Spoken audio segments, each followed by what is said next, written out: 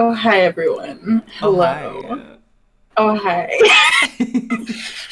Imagine a podcast with 4 clowns talking about gaming tings.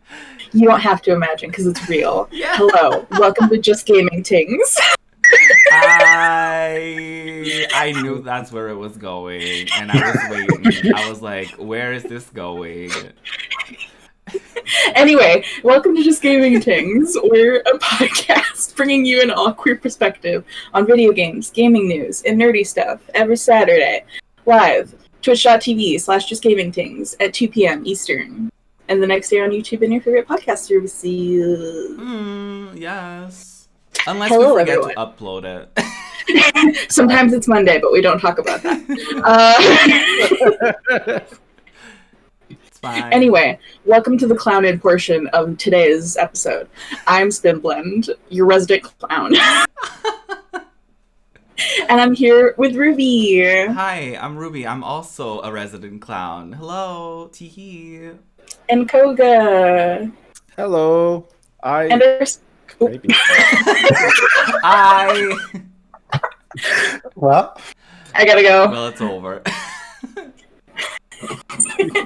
Koga, who I rudely interrupted. Hi. hello. See, Just And wanted our to say special- hi. Like, can't believe. Our special guest, Dextralicious. Hello. Hello, hi. yes. Tell us all about yourself. Well, hey y'all. I'm Dextralicious, Dex for short, Dexy if you're nasty.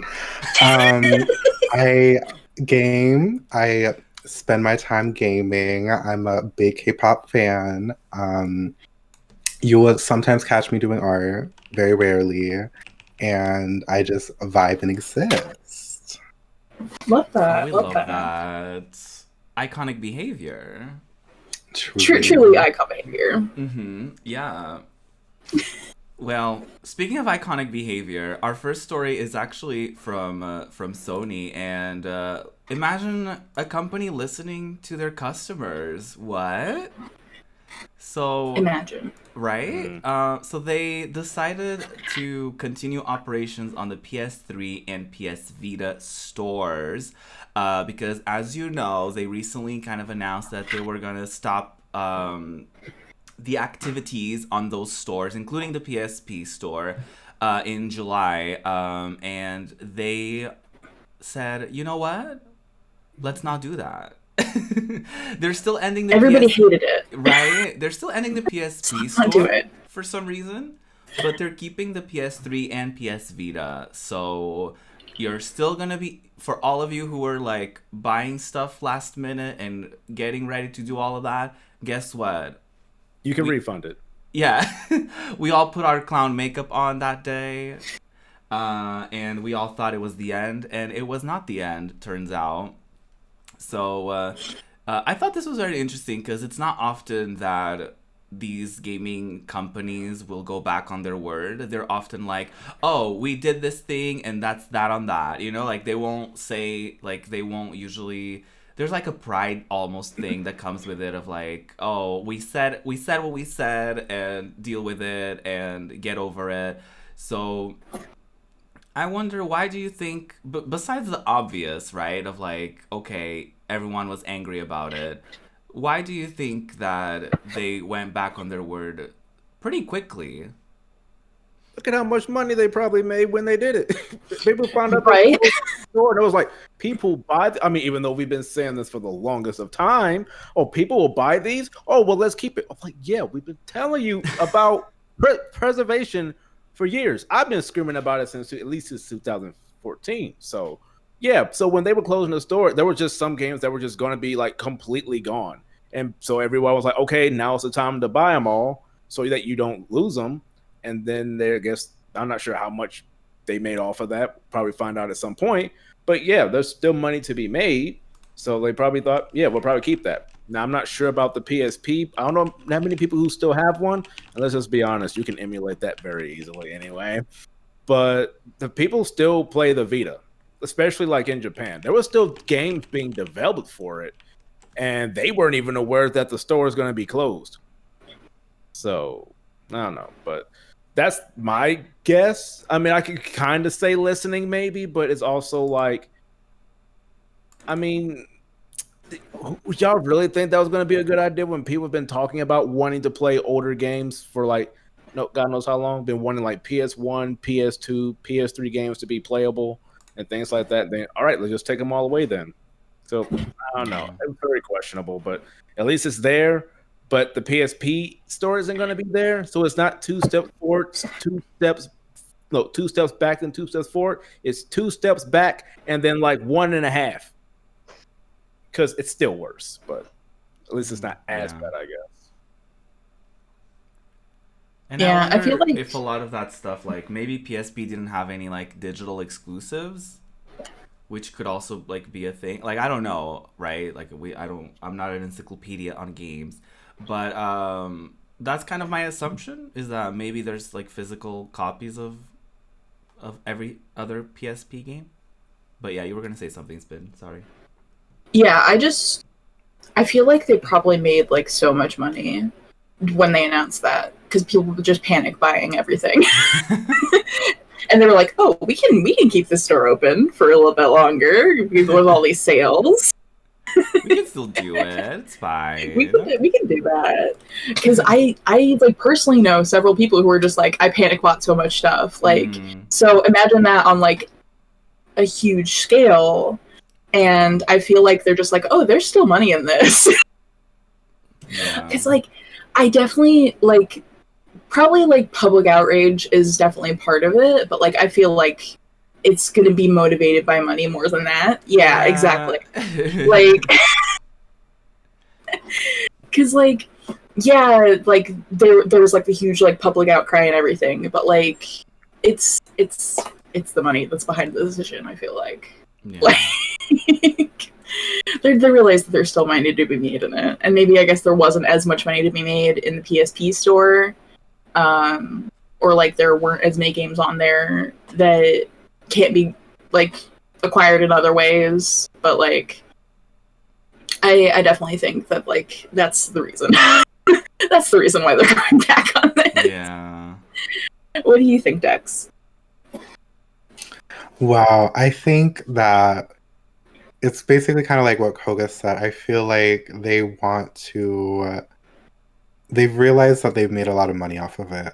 So like they want to keep it up in the air that like, oh, it could go away in the future. But like for now, just buy all these games because you don't know when it's going to end now.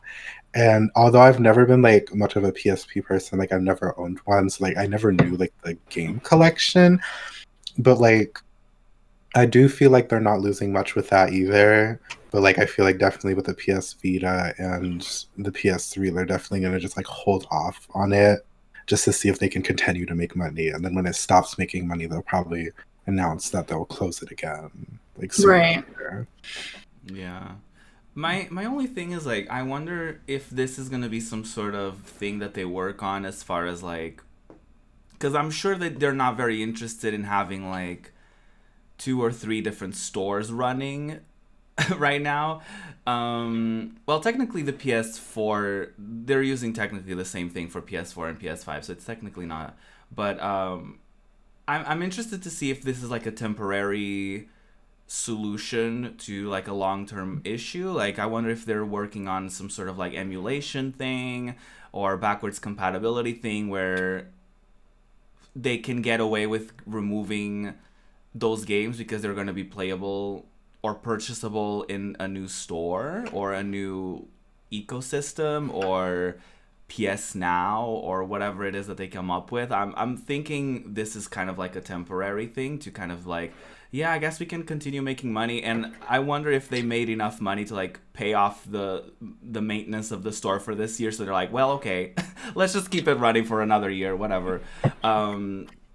But I don't know how permanent this is going to be because I can't really see them moving forward for like PS5 and beyond and still keeping those stores alive for like hardware that they're not producing anymore. So I wonder what they're gonna do long term. I wish they did something like Xbox did with like the backwards compatibility, but we'll see. Yeah, like I do think this is definitely a temporary like situation. Mm-hmm. That it's just kind of fueled by like, oh, we made enough money to keep this open for a while. Like, let's do that and make everybody happy. But I do think this is like a very temporary thing, and that this could happen again, and they'll be like, oh, we're closing it again, and then everybody panic buys again, and it's like, oh, just kidding. They can't do that again. I mean, if Sony, they probably can, because they get away with a lot of things. But I mean, I don't know. If you would have gave us backwards compatibility with these games, like some of them begging for in the first place, wouldn't have been a problem. Yeah. Right. Like, I get the PS3 was more like different because how they did things, but I don't know. I always say this: if people who can do this and don't get paid for this can literally make this thing work, you can too. Right. So I don't like hearing the excuse of, oh, they can't. The PS5. Trust me, if this computer over here that streams that's on a CPU from 10 years ago and on a 970 can do it, I'm pretty sure a PlayStation 5 can handle something. It may take a little bit of work here and there, but they can do it. They just won't for whatever reason. Right. And if that's an issue with that, then what's the issue with how's the problem with PlayStation 1 and PlayStation 2 games? Yeah. If you had a backwards compatibility, people wouldn't have been as upset about it. It would have made more sense if you were just maybe trying to move them on over to like, another server or something like that. But Sony likes to be difficult with these things. Right. I don't know. I think like the impulse there is like, oh, people are just going to emulate old games. Like, there's not enough money in like preserving the old games, but like people wouldn't emulate them if you give them a way to buy them and play them legally. Yeah, and it's funny that people complain about that, like piracy and like pirating old games. I'm like, well, yeah, because I mean, there's going to be people who do it anyway, and that's just not going to go anywhere because there's just no other way to play them, and then the prices go up. Like, did you see some of the prices of these PS3 games that people were trying to sell them for when they found out the store was going to go away? It was high, and I'm not surprised because I like to play, Saturn games, and those are high. And like a lot of people I know aren't going to go out and spend like almost $1,000 for Panzer Dragoon Saga. They're not going to do that, so they're going to jump to that. But if you make it affordable, like they did with Earthbound, and you put it to a console, they don't have to worry about paying $200. They'll pay. I don't remember how much that cost. It was probably no more than like maybe 10, 15, or 20. But you make it affordable. You make it people able to buy it. They'll buy it. Like, this has been proven on so many occasions. Yeah. Just, I mean, literally just look at Nintendo. Right. Nintendo's releasing like literally the same game, like on several different systems for full price, and we keep buying it like the clowns we are. Like, and they're usually on top of things as far as like removing websites that have to do with like ROMs and piracy and stuff like that. So like, I feel like people can't even get too mad at them for doing that because they do keep a lot of those franchises and a lot of those games alive anyway. But it comes at a cost of people having to rebuy them over and over again. But I don't know. I just wish that they kind of looked around a little bit more. As much as like it's interesting that each company is kind of doing their own thing and in their own journeys. I kind of wish that Sony did look around a little bit more and were like, oh, this is working really, really well for Xbox. Like, let's maybe think about that. Instead of being like, no, we're not planning on competing with Game Pass. Like, okay, your loss. That actually leads really well into our next story. Segues. Speaking of competing with Xbox. Speaking of competing, I think, and what like PlayStation themselves have been like talking about, the way of competing they're doing is going to be by investing in PS5 exclusives. So, like that's going to be the thing. So I feel like how it's going to be going forward is Xbox like continues to be like more accessible, like giving people more ways to play. Nintendo has like all these exclusive properties and everything that people love. And I feel like Sony's strategy is definitely, especially like going forward, is definitely, oh, we're just going to buy up all of these exclusives. And then if you want to play these games, you have to have PlayStation 5. So I'm thinking that is the strategy going forward. Ruby, what did you think about this?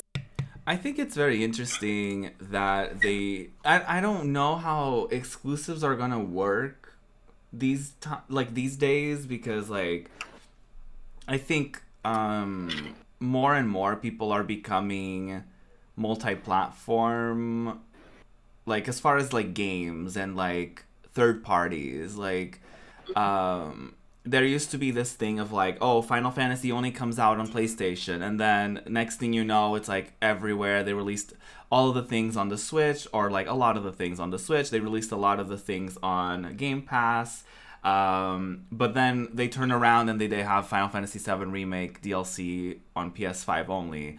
And then you have like weird moves where like Resident Evil Village, for example, is not exclusive, but they're doing exclusive demos on PlayStation. So it's like a weird thing, and I wonder if that's what they're counting as like more exclusives. Just like weird deals. But then you turn around and you see like them, like for example Horizon Zero Dawn, and them putting that on PC, and them doing like that thing with like Fortnite and all that. So it's like, where is Sony actually going with this? Because, like, do they mean console exclusive and, like, maybe a working relationship with Epic Games as far as PC? Like, how is that going to work? It's so confusing to kind of think about that. And I mean, I think that's how they're going to get me to get a PS5 at the end of the day. Because, like, Xbox is like, okay, cool, I would get an Xbox, and it would probably be like a Game Pass machine, essentially, and it's going to be affordable, and I'm going to have a lot of games on there. But the way the PS5 is going to get me is by being like, okay, how long can I actually withstand without the DLC for Final Fantasy VII Remake? How long can I actually wait until I get Final Fantasy 16 or whatever next Kingdom Hearts game comes out on PS6, or you know, like whatever it is that they're gonna have as an exclusive. I know that people are gonna jump to that immediately, and I feel like the Xbox exclusives aren't as like exciting for a lot of people. I know that they're very exciting for a lot of people, but I feel like there's still like a huge audience on PlayStation that, you know, like Xbox just doesn't have. Like even with like Ratchet and Clank, for example, a lot of their like upcoming things in Final Fantasy, and they just have like such an audience that's like so dedicated, like God of War, and whether we like it or not, The Last of Us, and a lot of the Naughty Dog stuff. So I don't blame them at all. I just think it's like a very weird war that we're having with these game companies. Like Xbox is like, I'm acquiring all the studios, and PlayStation is like, we're doing all the exclusive deals. Mm-hmm. Like I don't even know like what's the better like strategy even. But yeah, what do you think? Yeah. I mean, it depends on how they release the games. Like if it's a game where it's like I've never been fond of the whole, okay, so this game comes out on all the other platforms, but this version has like more than the other versions. Okay, so then why are the other versions the same price? Like, I'm sorry, I hate that with a passion. Like I like the last time we were talking to someone about this was was it Call of Duty, and like the PlayStation version just had like multiple other things that came for free, and I'm like, so if I were to buy it, why would I pay full price? You're not giving me the same as this other one, so why would I do that? I mean, I know that a lot of people are okay with that, and it's been a thing around for the longest, but I don't know. When I come to buying things, I'm just more about value. I mean, heck, every time I buy a game, it has to be like on sale. I just bought one for $6, and I barely remember the name. But it's like, I love that. I don't know. I'm just tired of paying full price and not getting the same as others. Now, if it's their own games, I don't have an issue with that because that's how Microsoft is. I mean, Microsoft kind of does that at times and I don't like it when they do it either. But if it's like your own game that you own and you make it exclusive, hey, that's fine. If you want to do the whole, all right, we got a game that's exclusive to Sony, but you want to eventually put it on PC, I'm fine with that. But I'm just, if it's like, because it comes out on everything else and this one has more content, then I'm not paying the same price. And I'm very upfront about that. I will wait for a sale. And I'm on PC. So it's more than likely on sale for $5 to $10 cheaper anyway. That's true. How about you, Dex? Wow, I'll say that honestly, I was a clown for a second because I was like, what exclusives do PlayStation have? And then you started listening. I'm like, oh yeah, they are exclusive. Indeed, they are. So I feel like, because like I was thinking of like more of the niche stuff, like kind of like the PlayStation fighting game that was like similar to Smash, whatever that was called. PlayStation All Stars. Yeah, like I'm thinking of like, although yeah, like they have big exclusive things, but I wish they would try like new properties again, or like try to make things more of themselves, because I feel like they've been really a part of like only keeping the old stuff and like remaking it, continuing the same franchises over and over. And I know it's going to be hard for them to like actually like make more, but like I feel like if they put in the work to like make something new and like flashy and like intriguing, that they can like fully grasp people more than just like releasing stuff as exclusive, but it's just really like another remaster or like another game in the same franchise, because I feel like that can get tiring because they're just going to be doing that for like every game. So I feel like with that, I just hope that they can like bring in new things, so then like everything doesn't start getting stale because they're like recycling the same shit over and over. Yeah. Right. Yeah, I'm just like, I'm really holding off as long as I can on buying a PS5 because I already got a new Xbox, and I'm just like, what's the game that's going to make me buy a PS5? And it's probably going to be Final Fantasy 16. Let's be real. Yeah. Right, yeah. I just get like Final Fantasy 16 exclusively on PS5, and I just God damn it, I gotta do it. I know. We all see it coming. We know it's gonna happen. Mm-hmm. I mean, I'll get it when the price drops. I mean, it's just first of all, it's hard to get right now anyway still. Yeah. But it's just for me and like my setup, it like PlayStation 5 just isn't like the best for it. Like I have like, my monitor here, and I have like this 1440p 144 hertz monitor over here, and they still don't have it where the PlayStation 5 supports 1440p. So it's going to do 1080, and like 1080 looks kind of not as great on here. It's like a 4K TV, and you maybe play something that's like lower resolution and it may not look as good on that. It's the same thing here. And for some reason they just didn't update that, and it's like, I'd have to remember that anytime I play any one of their games, I would have to deal with that. But right now, there's nothing that I want. Yeah. But I mean, to be honest, it's kind of the same way with Microsoft. It's just that Microsoft kind of has, okay, there's games coming in the future. Here's all this older stuff. We're putting them on Game Pass. We're bumping up the resolutions, making a lot of them better and things like that. But, I mean, Sony, like, neither one of them this generation thus far has really put out anything that I would want. I mean, okay, so PlayStation 5 maybe has, I guess, Demon Souls, but that's like one game. And everything else is just, multi-plat. But, I mean, so as of right now, I'm on PC, and that's my main platform, so I don't really have a reason to buy either one of them. Unless it's Xbox to go back and play older games, because I like Daytona USA. Yeah. For me, it's I usually get my consoles with a bundle kind of deal anyway.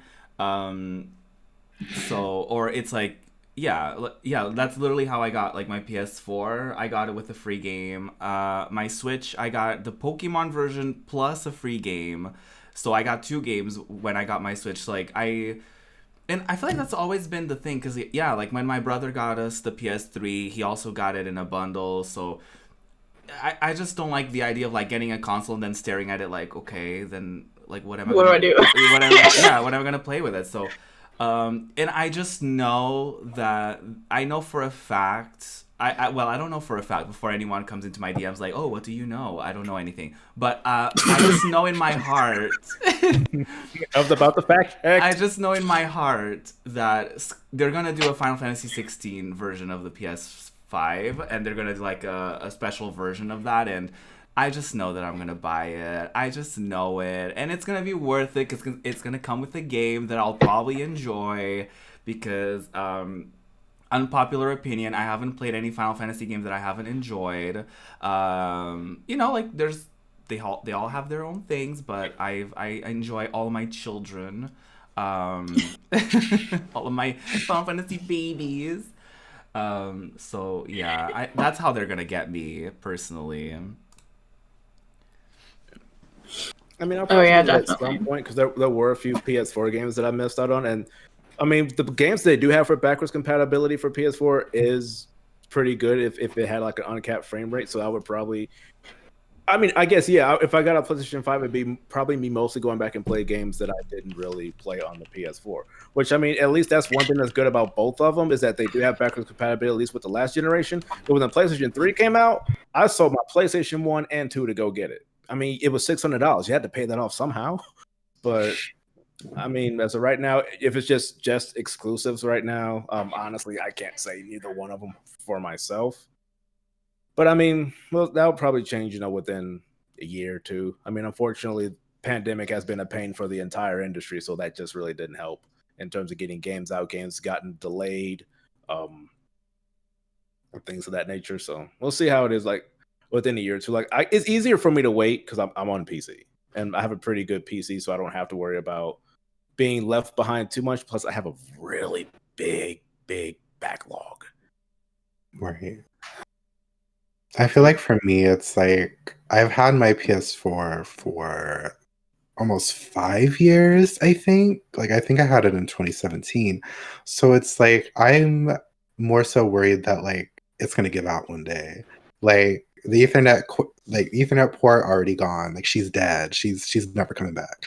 So I like already feel like some other things are gonna happen to it. So it's just like I need to like look into like another system because it's like I haven't really been an Xbox person. I had like an Xbox 360 and like yeah, I played it a lot, but like I never wanted to continue because the exclusives were like never for me because I was like always Halo. Like Halo was interesting, but like it wasn't enough to make me get the next system. And then like all the other stuff were usually just ended up being shooters or racing games. And then all the racing games I liked after Xbox 360 got worse. So I just had no reason to get an Xbox again. But it's like now I'm in the same boat as Spin where it's like I kind of want to get it because of like Game Pass really offers a lot of stuff on there. And it's like, but I just don't want to leave my PS4 behind because I do love all the games I have. And like, I have a ton of games. So I need to play them at some point too. So I feel like it's just going to be me buying a PS5 just so I can like continue to like actually play my backlog instead of just kind of leaving it behind. Right. Yeah, and you start being worried when you play like newer stuff on the PS4 and she starts howling. Oh, yeah. Because I don't even. She was working during Watch Dogs Legion for sure. Because I don't have the Pro either. So like she's howling. I remember the most scared I've been was playing Avengers because that game actually has like really pretty graphics. So I was like, I'm scared. She's howling. I could hear her. I'm pretty sure my mic could pick it up when I was streaming, and she's not even in my desk. So I was like, "Ooh, girl, this is gonna be a journey. She's gonna implode, honey." Too much sex. Yeah, the most worried that I got with my PS4 was when we were streaming the new Sackboy game, and like you wouldn't think that would be like too like hardware intensive, I guess, but like. My PS4 was hot to the touch. Like, it felt like touching a hot stove after that.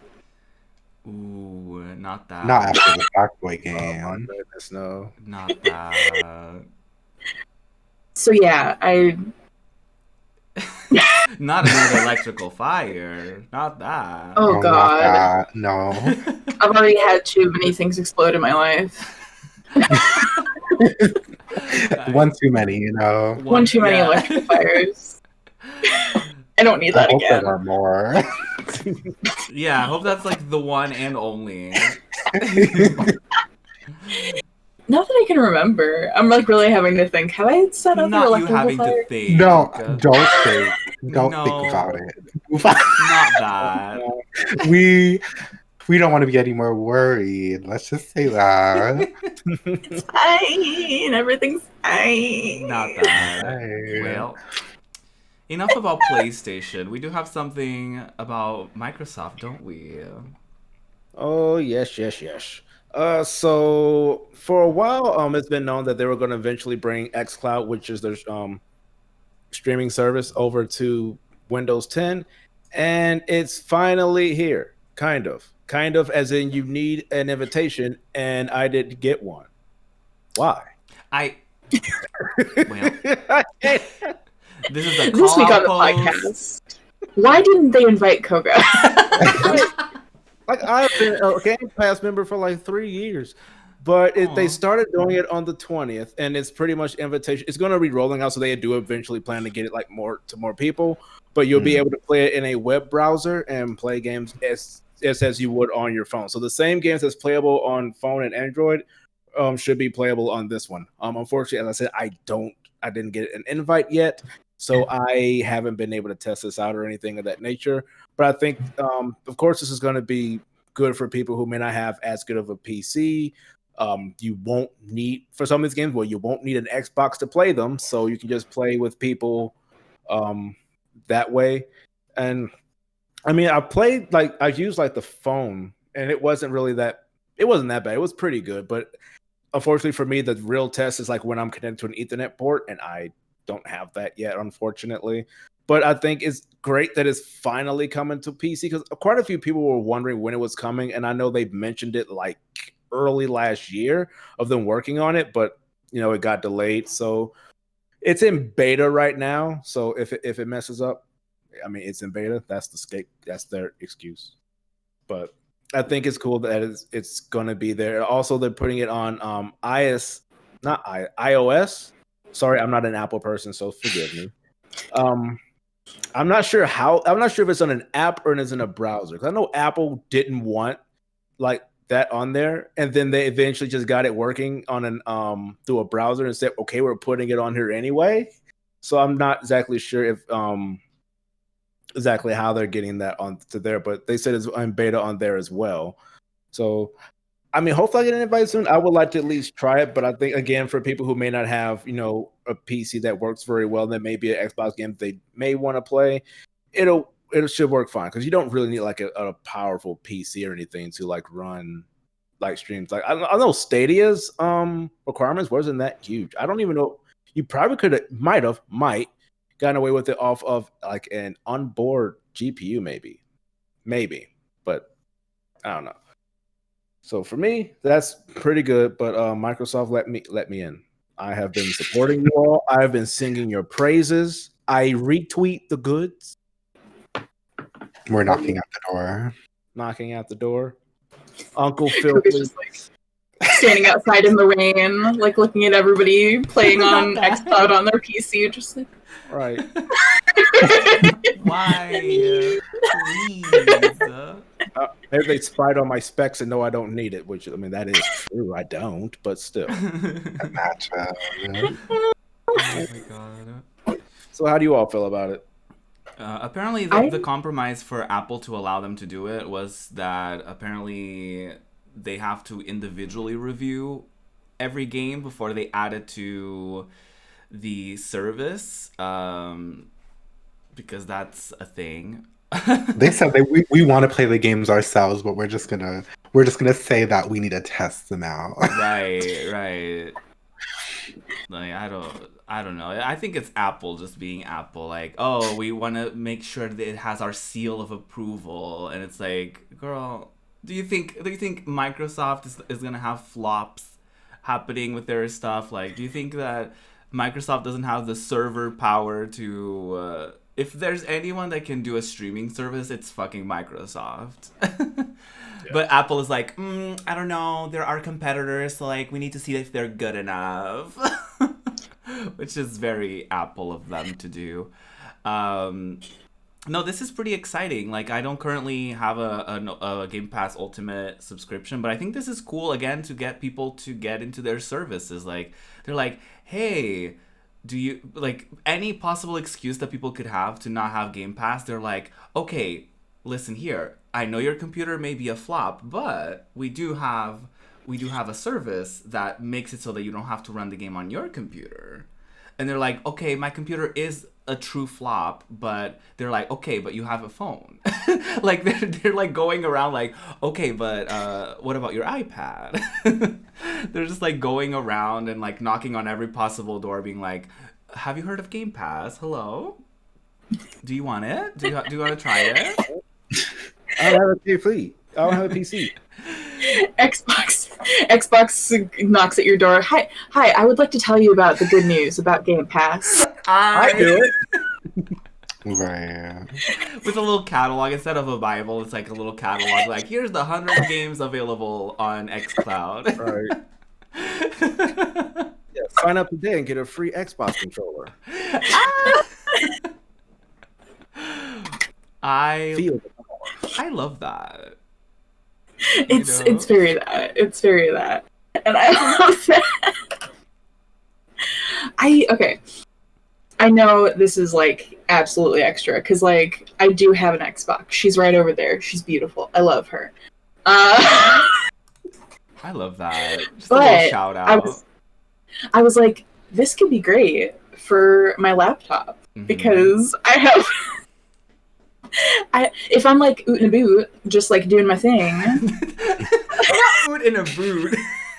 Oot in a boot, like doing my thing. We're gonna be vaccinated soon. We're gonna be going places, doing things. I can be on my laptop. I can be playing my games. Yeah. That's me playing my games. That's how you play games. Yeah, I use a mouse and keyboard, so that's. Right. As everybody found out during the Fall Guys stream, when y'all could hear my kaplunk of my spacebar every single time I jumped. Me mid-stream. Are you using the mouse and keyboard? Like, yeah. I have no excuse. I have like an Xbox. I have like a regular Xbox controller. I have an Xbox 360 controller that I could be using, but. Listen. You sure do. You sure do. And it would make your life way easier, but it's fine. I like to do things the hard way. Spencer, I like my keyboard ASMR. I love slamming out spacebar. I love the good meaty kaboom of the spacebar. Right. I'll need to hear that. I love that. Does this make you interested in xCloud and all of that stuff, Dex? Well, she'll have to see, because I remember way back in the day when like the streaming things like weren't big. Like I remember when like Stadia was like first coming out, and then there was that Shadow PC or whatever it's called. We're like getting ads on YouTube at the time, and I was like, that seems interesting because like I've never had like good anything. Like I never had like a good phone or like a good laptop or computer or anything. So like I always thought those were interesting, but like I never tried it out. So like if they ever had like a demo, I might like swing by and like try it out. So I feel like it could be very fitting for me and my laptop that struggles to breathe. But you know, she's working her best, you know. Hoping she's doing well. We all hope that she's doing well. You know, hope that she's holding up. She's okay. How's she been doing? She needs a minute. I love that. I love that. Oh my god, that's iconic. But yeah, Microsoft building that good reputation, you know? Just trying their best and building that reputation. Hopefully, it's been basically our discussion the whole time. Which strategy is going to pay off the most, right? We have like Xbox being the ones like, hey, our games are like everywhere, literally everywhere. Even like the studio we just acquired, hey, let's put that game on PS4 and PC and all of that stuff so we can still make money off of our like rivals. And then you have Sony like, no, I want everyone to get a PS5. Y'all can fuck off. Like, I've even seen people load Game Pass on the xCloud on this thing. What is Like, no, Really? Oh, I was like, what is that? Ruby's like, what's that? it's my helmet. No, it's the Oculus Quest 2. I thought it was like a massager. I got confused. That's definitely not what it does. Oh my god. I looked at it for a second. I was like, what kind of a kitchen appliance? Right. xCloud now coming to KitchenAid mixers and You better Now play it coming on to your smart refrigerator. television. Right. Oh my listen, God. you're baking, you're gaming, you're doing it all. Right? Smart fridge. Let's go. Get your little You heard Skyrim of- on there. You heard of the smart fridge. What about the smart oven?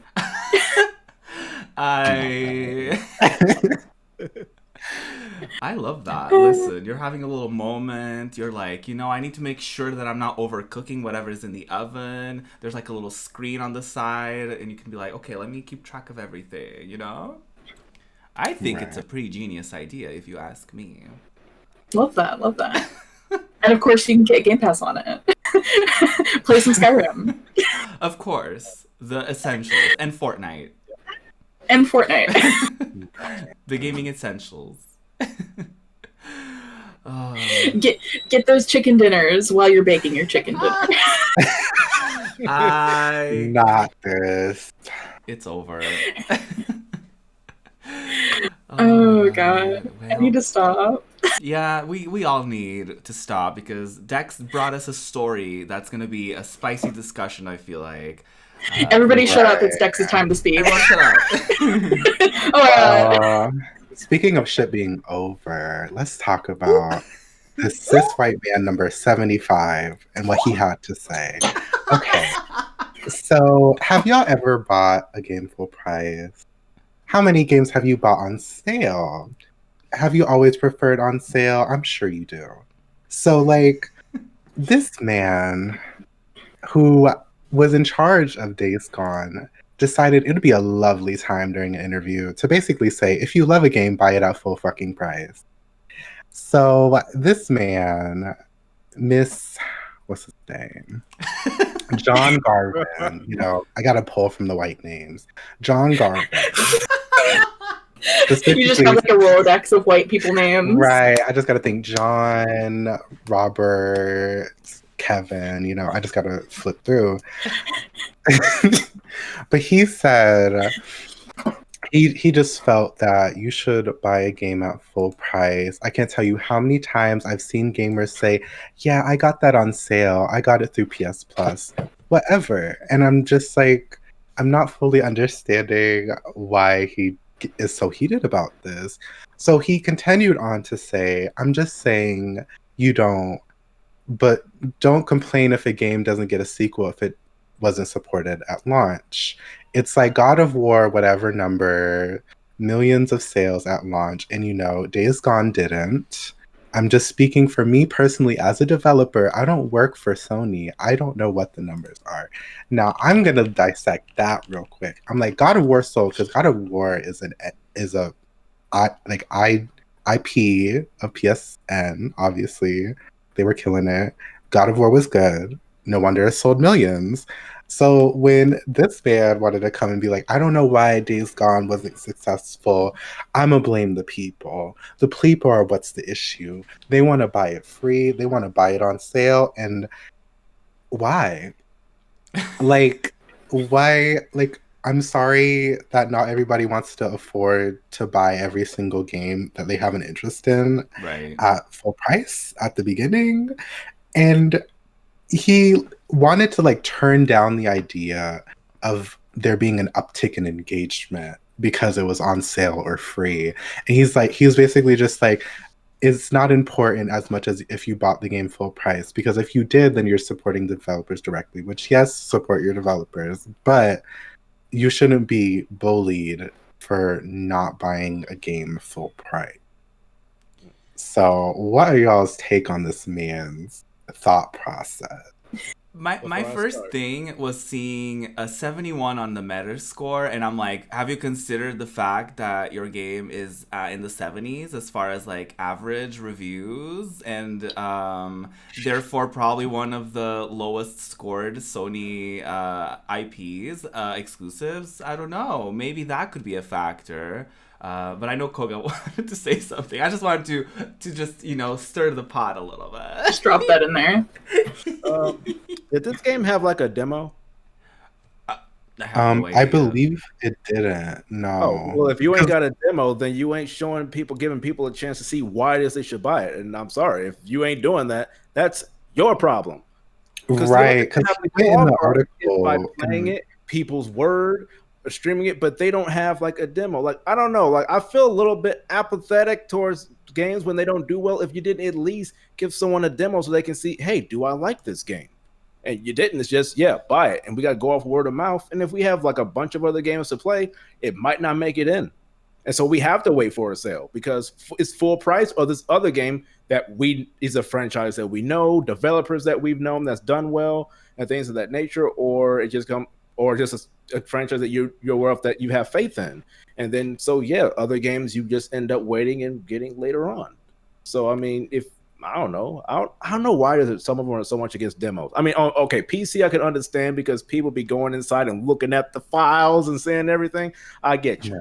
But on consoles, like, I don't know, like, give them some type of taste so they know what they're getting into. Because, I mean, the big who made this game? Hold on. It was like something band. Sony band. Yeah, Sony band. I have no idea what else they made, but they made this game. Yeah. I mean, honestly, for me, this just comes across as like, because there was like a recent story about how Sony allegedly, like, they had a choice between a Days Gone sequel and The Last of Us, and they went with The Last of Us remake. So I think this is just like a developer kind of like bitter about like, oh, y'all definitely, every single person who played The Last of Us definitely bought it full price, and none of you got it on PS Plus, and definitely none of you got it on sale. So that's why they're getting sequels and remakes and we're not. No. It's just he's really reaching is what's the issue, because like even with like the demo thing, like they literally asked him, it's like, how are people supposed to like know if they like the game without buying it? And like instead of being like, oh yeah, we should have made a demo, he was just like, just buy it or like learn it through other people. And I'm like, that's not how you experience a game for yourself. Like if I'm playing like the demo for Resident Evil, right, and like I'm getting the feel for that, and like I don't have to pay. Right. So like the fact that like they just didn't want to do a demo, but then they're like angry that like, oh, you should just buy the game or like watch streams or something to get a feel for the game, as if you're like able to play it, just makes zero sense to me. Yeah. And then it gets spoiled if you watch it too. So people don't want to be spoiled either. Right. I don't know. Yeah. Right. And also the game is supposed to come out in May on PC. So I wonder if that's a thing of them being like extra desperate, like, hey, the game is coming out on PC, please buy it so that there's a sequel and we continue to work on it. But and buy it full price. That's $60. You just hurt my feelings. I'm waiting for a sale. $20 top, boy. Right. Out of spite. Just bang it on sale. By the time it gets to $20, if it takes too long, I might be onto something else. So I don't know what to do. $20 right now or not at all. Right. I read this at first and I was like, okay, it makes sense that like if just like at face value, like it does make sense. Like the games that get supported more at launch, like people know that people are invested in the game and want more. But like reading over the whole thing, it does really sound like very bitter. It's like it's like the reason why God of War whatever is like selling millions at launch is because it's an already existing IP and people know about it. This is a new IP. Yeah. And like if you don't do a demo, if you like there's no people don't know anything about your game, and they don't like buying a video game is such a big investment, especially as it like games full price at launch are getting into like $60s and $70 ranges. Yeah. Buying a video game is an investment. Right. Like you have to know that you're gonna enjoy this game because like literally like you can't return games most of the time. Like you especially in the PSN like store, like they don't do refunds. Like good luck with that Like if you don't like your They game. only do refunds if it's like extreme. Like Cyberpunk was like the issue. Like that was it. Right. They don't give refunds otherwise. yeah, like I didn't know they but like you can't expect like average everyday consumers to make that kind of investment in your game if you like give them nothing, you know? Right. Yeah, because others are.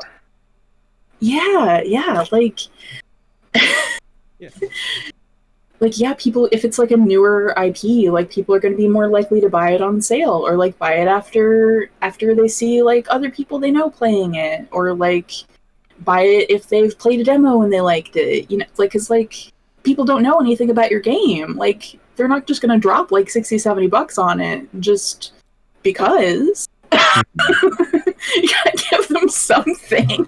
Also, like, you by know? the time the game came out in 2019, like, how many people realistically are gonna pick up a game set in a post-apocalyptic environment, third-person kind of shooter? Like, how many people are realistically gonna pick that up? I feel like that's... I mean, honestly, that's probably on Sony, to be honest, to be like, hey, here's The Last of Us. Oh, a few years later, oh, here's another game that is set in the exact same environment. Like, it's not their fault, but it's also like, I feel like by 2019, gamers were probably like, can we get literally anything else?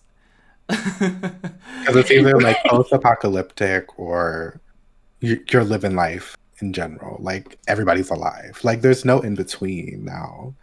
So it's like post-apocalyptic has like always been like such a big thing for years. So I feel like if they wanted to do something new, they could have. Right. Yeah. But yeah, I mean, listen. A lot of people listen to these like platforms, and like for example, IGN gave it a 6.5 out of 10, for example. And as much as people like or hate IGN, they're still like probably the most popular like website as far as reviews. And like GameSpot gave it a 5 out of 10. Like they didn't review well. Like that's just the thing. It's like their Metacritic score is like 70, like 71, and that's because like some platforms gave it like an 8, some gave it like a 7, but like a lot of them gave them like a 5, a 6, and whatever. So it's like you can't just like expect a game that didn't review amazingly to just be super successful, you know? It still did pretty well. Like apparently in the UK it was the best selling physical game that year. So like it's not like people didn't buy the game. It's confusing. To me it's just confusing that putting that expectation on gamers to, especially from the perspective of like, oh, we don't know the numbers. Okay, then why are you talking? Like, right. If you don't know how much you're, like, if you don't know realistically the numbers that Sony was looking for, if you don't know exactly what it is, like, then that sounds like a problem that you need to, like, discuss with Sony and not the consumers, because this ain't it. Also, I very rarely get games on, like, release. Like, if I get a game on release, I get it on sale at a retailer that, like, gets, like, a 10% sale on, like, a pre-order. If I never get a game full price. Like, I very rarely do so.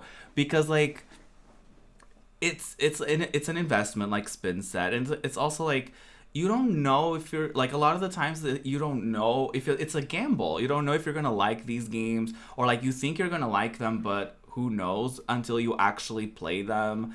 And it's also like, yeah, a lot of us have like a lot of games that we're looking at, and sometimes by the time we want to get to them, like they're on sale, and we're like, sure, let me get that. Like, I didn't even know this game came out or whatever. Like, it just seems very silly to me that they're like, well, you should have just gotten it on full price instead of waiting for a sale and being good about your own, finances. Like, you should go broke because of us. Also, let's be real. I don't hear anyone being like, oh my god, I want a Days Gone sequel. Like, I've literally never heard anyone say that. I literally never have either. Weeks gone. Months gone, years gone, minutes gone, centuries gone. I mean, if you're not going to give a demo, I mean, it's probably not up to them because it's Sony, but you want to at least have maybe like a refund policy. Because that's another thing. If people buy it and end up not liking it, at least like on Steam, you can refund it. Like, as long as you don't play it for over 2 hours. So hopefully that 2 hours isn't spent like troubleshooting the game and it not working or something. No, I do not want to install another version of Windows right now. Leave me alone. Not that. No. But it's like, it's just you buy it and you're stuck. You don't like it, too bad. And when you're doing digital, I think it's that way physical too, unless GameStop still has their you buy it used physical, you can return it in 7 days for no matter what. If they still have that, then that's cool. That was actually a pretty refund policy, I'll tell you that. But if it's something where you're just stuck with it, then it's like, okay, now what? I wasted it. Yeah. So you didn't give a demo. The refund policy isn't the best. If apparently it's on Sony, I'm not sure because I haven't been on PlayStation in a few years. But I mean, if you're a new IP, you have to show people why they should invest in your new product. I do agree. Like, some people will try to say like people need to give other things a chance, but it's like, it's not. It's 50-50. They should maybe give you a little bit to give it a look, but you have to show them why. Why should they buy it? Why should they invest into that? Because there's a bunch of games out here. There's a bunch of other things outside of games. Time, money. Why should they invest into what you're doing over everyone else? And that's not to be mean or rude. That's just how it is. It's just anything you're doing. It's like you could be doing something else, but you want to do this. So if you want people to like invest in your product, you have to show them why it is they should, get it in people's hands, things of that nature. But if you're not doing things like that, you make it a bit difficult if you're a newer IP. And compared it to IPs that's been around, that's going to, unless the IP has just really been messing up, then of course they're going to do better. Like Resident Evil's been around for on the 25th year anniversary. And the only ones that I think people main one that people didn't care for was either 5 and 6. Definitely 6. I don't know what that was. But people like 7. And then, we have remake of 2, 3, and now we're going to 8. So most of these games have been done well. So people have faith in the new installment. But if you're a new person coming in, you got to be like, okay, you got to get people's attention somehow. Right. Please give us a demo, at least. Mm-hmm. Exactly. Speaking of transitioning into our next segment, what games have been getting your attention this week? Yes. Finn, does your back hurt from carrying all the transitions today? Like, damn. I've been carrying my own transition for like over 10 years, so I'm used to it actually. Yeah, Spin knows a thing or two about a smooth transition. Trans joke. Anyway.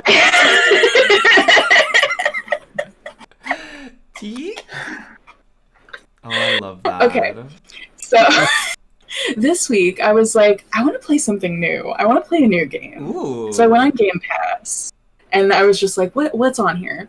And I ended up finding this game. I think it's called Rain on Your Parade. It like just got onto Game Pass, and I was like, oh my god, this looks adorable. And you get to just be just a little cloud, just zooming around and just raining on people and ruining their lives.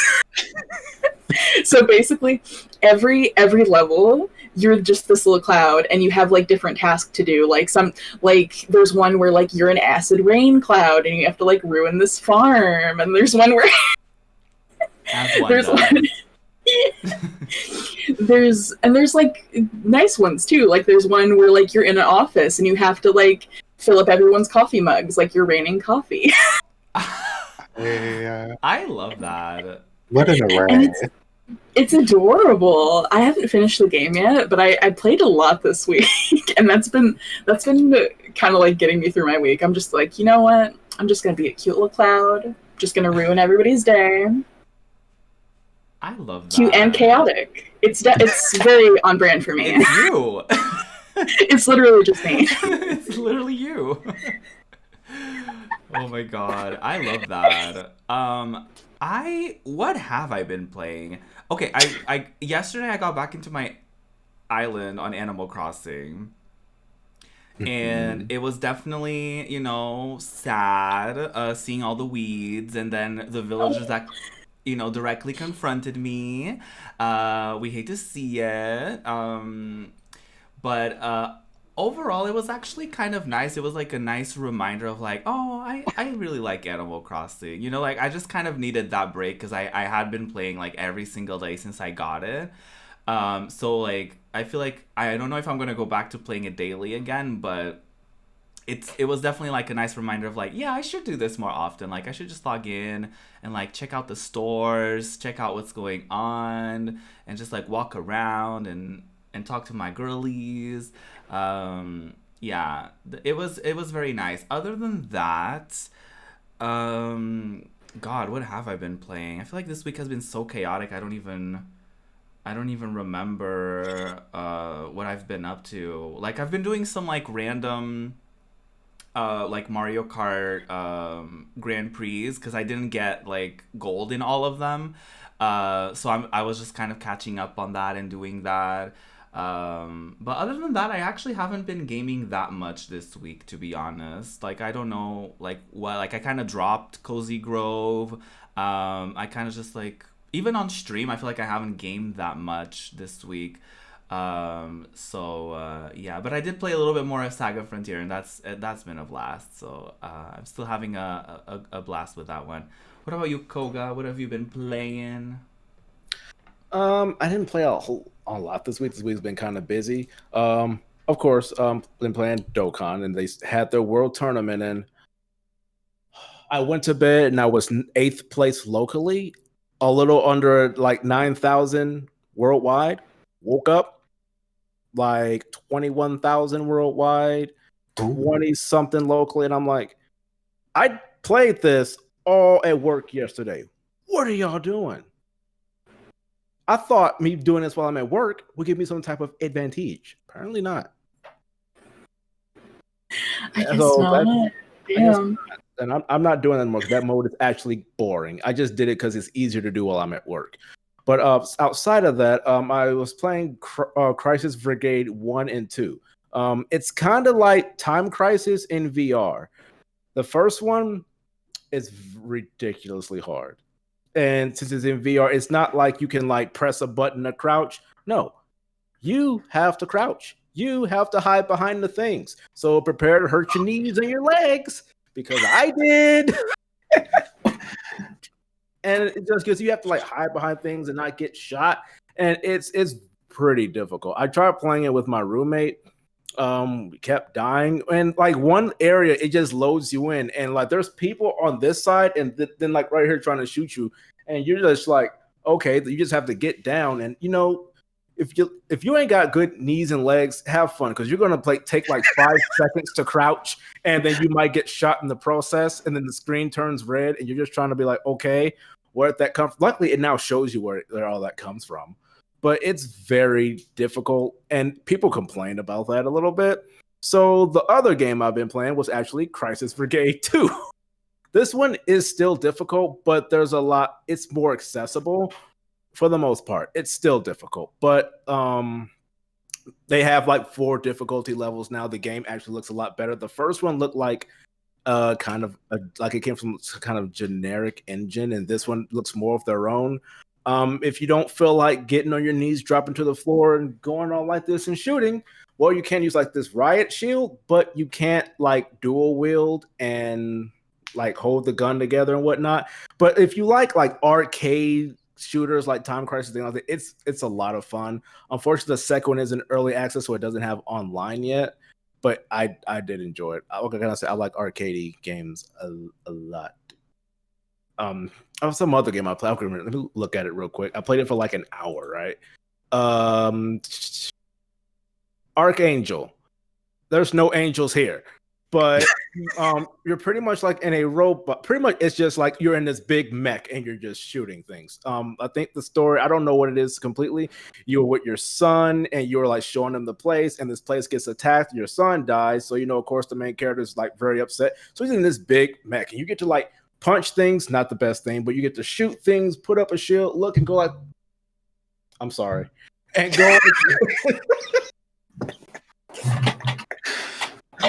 And I'm like, okay, it's all right, but it's fun. I don't know. Like you always be like, okay, I could be in a mech. Like, I don't know. Can we get like a Gundam Wing or something of VR? That'd be great. I feel like that is like a missed opportunity.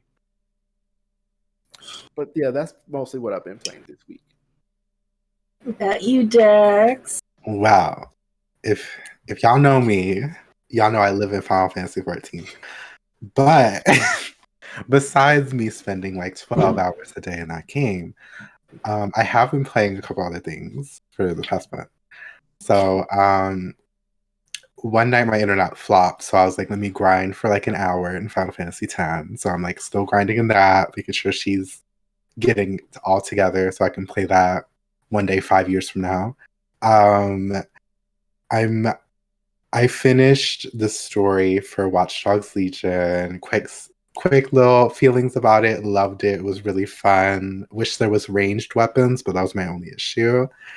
It was iconic. My little Katie girl, I love her so much. She was my main character most of the game. I kind of got convinced to play Kingdom Hearts 1 again, so I might be doing that soon.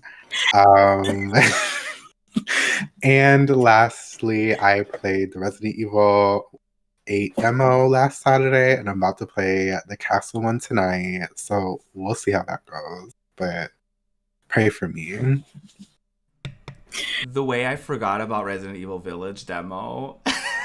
Well, happy to remind. You didn't play it? I sure did, and I forgot to mention. Ruby did. It ran out of time. Yeah, I sure did. I was like, oh yeah, this is timed, and then I forgot that it was timed. I got lost, and then I was like mid puzzle trying to figure it out, and then the game was like, guess what, clown? It's over. I felt bad because for me, I was lost for like the first 5 minutes, and I was like, I gotta go. And then like I finished the demo with 5 minutes left, and I'm like, oh, Ruby can do this because I was lost. So like, I feel like Ruby could do it. And then we just get hit with the time ran out. And right. I'm just like, oh, maybe we're lost a little too long. Turns out utilizing the sprint button that they tell you about very early on was probably my best strategy that I didn't utilize. So we love that. Ruby, please. Well, you get another attempt tomorrow. Yes, tomorrow I'll get to do, the castle demo. Castle. It's gonna be lovely. And by lovely, I mean terrifying. Mm-hmm. I mean, that's probably how we differ, though, in approach. Because, like, there was, like, a werewolf girly, and my instinct was to, like, stand back and try to kill it. Meanwhile, Dex was like, no, I don't have time for this. And Dex just ran past it and was like, no, we're not doing that. I said, can I sneak by these? And I think I almost walked into one. And then I ended up on the other side, and I was like, oh.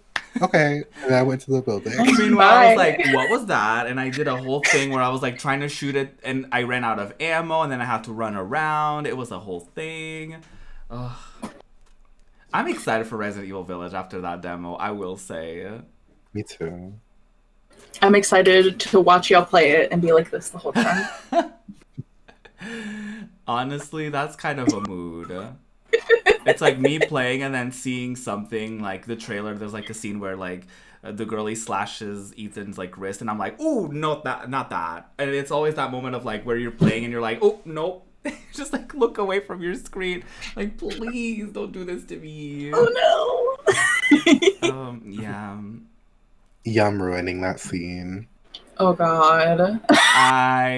Oh no. This is a call out post. Yum salad. You know what you did. Oh no, I don't know what he did. I need to watch it. I'm scared. You have to look on his Twitter. That's all I'm gonna say. It's Twitter. Yeah. Oh, yeah. Let's Never just say forget. that Yum Salad thought that the vampire lady was sucking something else. And on that note, where can people find y'all on your social media where you're not ruining things for people? Not ruining. Oh my god. Do we want to start with Dex this time? We can start with Dex. Okay, we can start with me. All right. So you can catch me on my Twitter where I either retweet K-pop things or memes. A lot of Luna, a lot of K-pop. You're gonna see a lot of that. At Dex is a mess. You know, I gotta brand myself correctly. You can catch me on Twitch and YouTube at Just Dextralicious. You're gonna have to look her up on YouTube. If you want to find my art Twitter, my like art portfolio Twitter that I never post on, if y'all really want to look, it's at Dextraliciously, like LY at the end. Wow. And yeah, I think that's me. Beautiful. Lovely. Thank you for joining us this week. For having It's me. lovely having you. Yeah. Hi, Koga. All right, well, you can find me here and on Twitter at Koga_Jangles, where on Twitter I just retweet a lot. Every once in a while I'll say something. I think the last thing I even mentioned was maybe like a slight opinion of the Mortal Kombat movie yesterday. But you can find me here on. I have certain opinions, but I'll leave it at that. Find me here on Twitter where I'll be playing video games. I should be back this week. This week I had like a bit of family issues. But everything's all right. But should be back to playing Sound Voltex 3. I still want to do Resident Evil 7 because I want to get ready for Resident Evil Village. I really wish that game had VR. Oh my god, Capcom! Well, actually, no, I know why. Because Sony didn't want to pay for it this time. So that's whatever. But definitely want to play 7 up to 8 at some point, which I think is coming out like real soon. Yeah, like a couple weeks, I think. Did 7 have the VR right away? On PlayStation 4, yes, but they never brought it over to PC because who knows? So it's not as of right now. They haven't mentioned it going to be on PlayStation because they didn't want to pay for it this time for whatever, which is weird considering that they're releasing a PlayStation VR 2. So like you could have did this for me, but no. So unfortunately, if they bring it later on, I'm going to be upset. But they might, considering that you just mentioned VR2, and I'm like, that sounds like something that they would do for VR2. If I knew that they would do it, I would wait. I would honestly wait. Like playing 7 in VR was just kind of like, for the first time, was like the best. Okay, I'm done. I could never. Yeah, you can find everything on my socials at Project Ruby. I am a clown. I sometimes tweet about serious things. Sometimes I tweet about clownish things that I say or do. It's just a part of who I am. I am a variety content creator, so you can catch me doing stuff like podcasting, gaming, tarot readings, a little bit of everything, because I'm a clown. I can choose one thing and just do that. So yeah, love to see it. What about you, Spin? What are you up to? Well, hello. Hi there. Hi, welcome to the end of the podcast. I'm Spin Blend. I'm forever on my clown shit. You can find me on Twitter, Twitch, TikTok, all at Spinbland. I mostly just put makeup on my face and play Nintendo games, you know, just being cute, being chaotic, being clownish. I also have a store where I sell soap. You sure and it's do. called Spin Soap Cafe. Yeah. I'm releasing some new stuff really soon. First Thursday in May. So like literally like a week like or 2 two? weeks from now. Yeah. I'm looking. Yes. Listen, Spin was like gushing about one of the soaps that he just recently made and how delicious it smells, and I was like, ooh, I'm intrigued. I'm very intrigued. Yeah, I made those 2 new soaps that are coming in summer, like the first week of June. And just like my whole place just smelled beautiful, and I was just like, I love that. I love that. Yeah. So prepared already, the summer things. Yeah, because soap takes 5 weeks to cure, so I have to make it like 5 weeks ahead of time before I want to release it. Makes sense. Adds up. But yeah, that's us. That's our podcast. Thanks for being here, everyone. Yes. Appreciate y'all. Thank you so much for watching and listening, y'all. Bye. Stay safe. Have a good week. Have a wonderful time. Bye. Have a wonderful time. Have a wonderful time. Bye, y'all.